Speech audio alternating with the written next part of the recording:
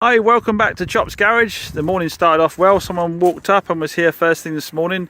Someone had recommended me to him to buy a car because he's just failed MOT, and he said I want something that's going to be low maintenance, fairly economical.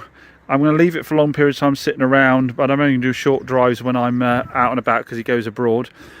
I said, well, avoid all this, knock out all the diesels. I said, I've got about £3,000, so I can't go and do 3,000, but I can do this for 3,495. And we've gone for a little test drive, and he has purchased the car. Just needs to do an oil and filter for him to pick it up. He's going to do me a bank transfer for the full value of the car and then come and grab it. Now, if you remember this one, it's unfortunate because it was going to be sort of like 3,795, 3,995. It's got 52,000 on the clock, but we found a discrepancy in the mileage, didn't we? I went through all the invoices on the car and found the invoice for when there was a replacement dash put in the car at 17,000 or 14,000. So I've advertised this for like, I think about 75,000 miles instead, is how I advertised the car, and that's what I told him I thought it had on it. We went through the paperwork together, so he's happy with that. It has a near full service history, this one actually. It's only missing one stamp. So yeah, so he's happy about that. So yeah, we didn't make as quite as much as we wanted to, but that's just because I didn't do my research properly before I purchased the car, isn't it? I should have done that and then negotiated when I bought it off the main dealer. We've got PT in today. I'll go and show you what he's up to in a minute. We've got to water test the Cougar with the leak preventatives that were done. So the foam blocks removed, and so what goes on these is the roof rails. They can let water in underneath, so that's been done. They've been resealed, and there's two foam blocks in focuses and other things. There's foam blocks either side underneath the car that absorb water and let it into the boot. So Pete and I are going to run water over that. We'll go and park it in front of the unit and run water over it in a bit and see whether we think that has resolved the issue or not. He has taken in the Astra. He's got the 2014 Astra that I bought from the main dealers with the bad gearbox. We've got a replacement gearbox here. We don't want to put the car into any garage now because it's going to get stuck over Christmas.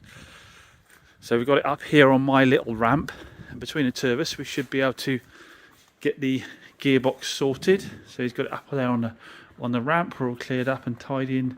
We use one of these little benches to lower it down onto, I guess. So yeah, he's making a start on that. I'm just waiting on the paint arriving for the Focus from the last video where I did the bodywork. I've now done the filler and keyed and primed all that up.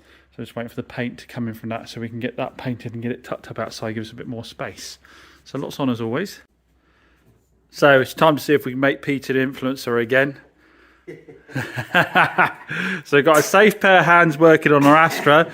Pete, what do we use when it comes to safety when we're going online? Go on, you remember. Who is it we use? We use Surfshark. Yes, get in there. Oh. Why do we use Surfshark, Pete? What does it provide us with? A secure Nearly, PD. A secure private network. There we go, a secure VPN. Well done, PD. There we go. I said we get there in the end. Yeah, Surfshark provides you with a VPN, a virtual private network. Why do you care about having a secure private network? Well, with a secure network, you can't have all those dodgy types trying to hack in and pull out all your data, access the stuff you're looking at online, pull your information and so forth, and commit the kind of fraud we see going on at the moment. With your VPN, your virtual private network, you have a secure internet connection locked end to end. No one can get in and see that information. With Surfshark on your mobile phone, on your laptop, if you're out and about using public internet connections, you know you're going to be secure. Making it safe to access banking information and all that kind of stuff while you're out and about. And the other advantage of your Surfshark account is not only will it keep you secure while you're online, it will also allow you to access geo-locked content.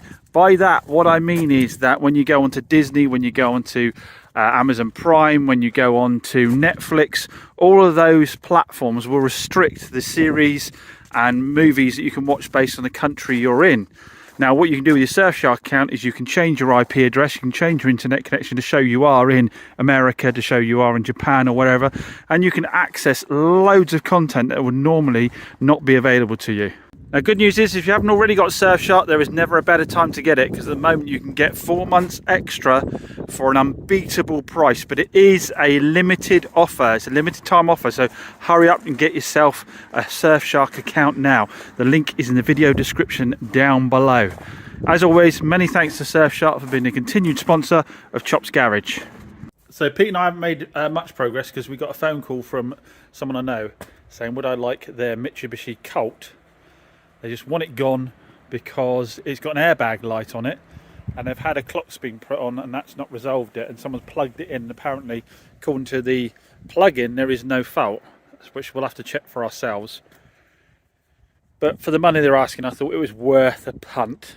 In fact I've said if I manage to resolve it I might give them a bit more, but at the moment it's a bit of a risk. It's done 98,000 miles. MOT's up in January. It's obviously been sitting for a long time. There's loads of history, so quite a lot of work done on it. I drove it back. It drives really nice actually. It drives fine. There's nothing wrong with the drive at all, but she's got a young child, obviously she can't be taking them out and about with an airbag light on, and it's not going to pass an MOT with an airbag light on it either, so we need to establish what the problem is with that.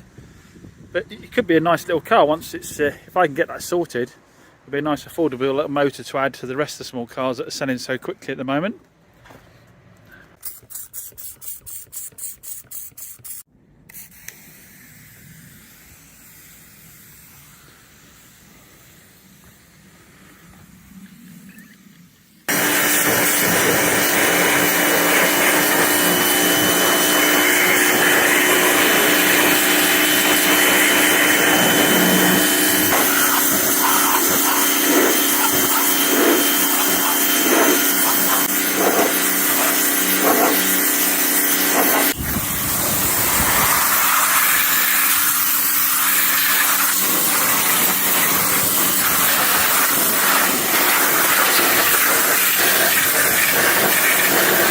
Well, there you go. As you could see, it's coming up really nicely, this little car. It's in really nice condition. There's no bodywork.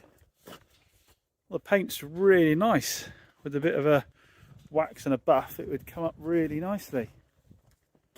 I'm sure some of you are... Oh, hold on a second, let's rinse it off. Guns from the engine bay was on the wing. Yeah, I'm sure some of you are questioning how much did you pay for this little beauty. I'm sure roasting them by in the comments already saying, well, if you've bought it with an airbag fault and that somebody else couldn't sort, it could be body control unit, it could be all kinds of things, big risk. Well, what I gave for this little lovely Mitsubishi was £100. I only gave £100 for it. Reason being, my friend was going to have the car scrapped anyway, and I said that's probably what it'll weigh in scrap wise at the moment, and we don't know whether we can fix it or not. If we can't fix it, then it is scrap, so it's only worth £100. So I can't go giving a load of money on the basis of what might happen. If we can fix it, I have to do worst case scenario. I did say if I was able to sort it and turn it for a good profit, then I would give them a bit more cash, which I think is only fair. But at the moment we don't know whether we can resolve whatever the issue with the airbag light is. Could be something simple, could be wiring, which could take hours to trace. We don't know what else it might cost to get for an MOT. So there's no real risk in having £100 in it. It's got 3/4 of a tank of fuel and it's MOT till Jan as well. So if I wanted to bomb around in that, I could do. But we're just going to park it out for the moment because we've got some other pressing stuff to get on with, and then we'll get round to it and we'll see if we can't find out what the problem is. We'll definitely plug the top on and see what code we get back. So there we go. The colour arrived for the Focus, and I have painted the corner there. So now I have to demask and then make sure all my keyed up areas are okay for my lacquer. But I like to let metallic sit for a little bit, because I find if you lay the lacquer on too quick from the rattle cans, it can flat your metallic right out. So I've got the lacquer on after the colour and it's all looking good. There's just a little bit of dust when you nib out when it's dried, but you see we've got a fantastic shine on the go. Really good finish. Colour matches bang on. I've feathered it out.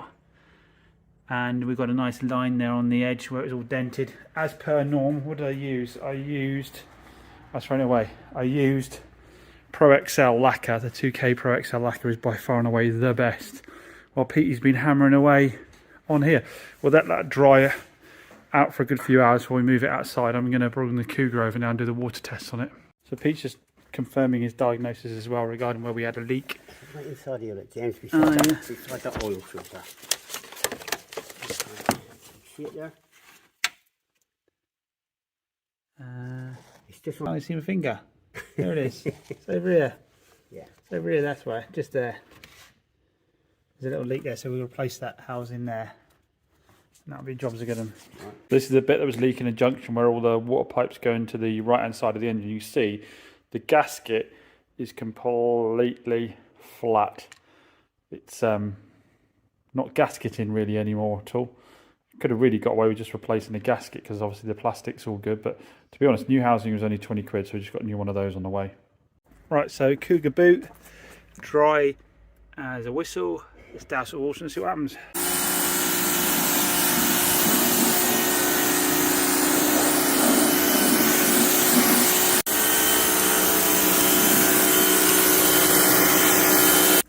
Do some low pressure stuff as well, just let it really get in there.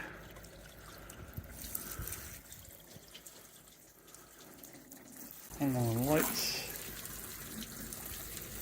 Alright, so look.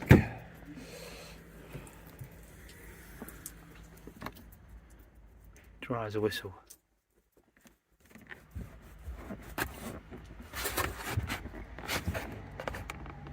Nothing down the side there.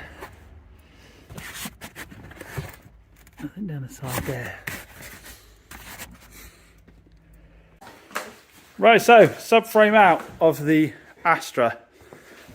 Unfortunately the gearbox doesn't come straight out on these. You've got to get the subframe out of the way first, and the exhaust is in the way of the subframe. You've got to lower that down. Luckily we managed to get these bolts to come undone, and then we had enough flex there to get the subframe past it. There's our offending gearbox that we need to get out now. So we've got to support the engine, because once we take the engine mount off this side for the gearbox will want to fall down with the engine. So we support the engine, then we take off the gearbox mount and then wiggle the gearbox out. So little loan car's back, the Honda Jazz, and predictably as always